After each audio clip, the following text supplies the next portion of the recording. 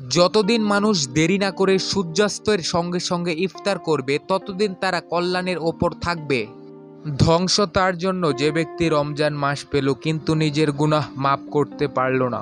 রোজা কেবল পানাহার থেকে বিরত থাকার নামই নয়, রোজা তো অসার, বাজে ও অশ্লীল কথা থেকে বিরত থাকার নাম। রমজান মাসের প্রত্যেক রাতই আল্লাহ তার কতিপয় বান্দাকে জাহান্নাম থেকে মুক্তি দেন। সওম পালনকারী ভুলক্রমে যদি আহার করে বা পান করে ফেলে তাহলে সে যেন তার সাওম পুরা করে নেয়, কেননা আল্লাহ তাকে পানাহার করিয়েছেন। রমজান তো সেই মাস কোরআন নাজিল হয়েছে যা মানুষের জন্য পথ প্রদর্শক, হেদায়েতের স্পষ্ট নিদর্শন এবং ফুরকান, সত্য মিথ্যার পার্থক্যকারী।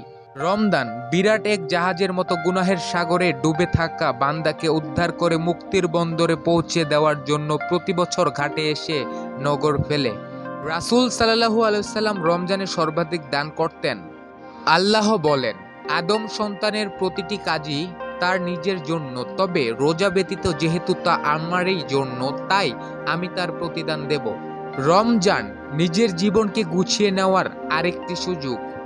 লাইলাতুল কদর, যে ব্যক্তি ঈমানের সাথে সওয়াবের আশায় লাইলাতুল কদর এ ইবাদতের রাত্রি জাগরণ করবে তার অতীতের গুনাহ মাফ করে দেওয়া হবে।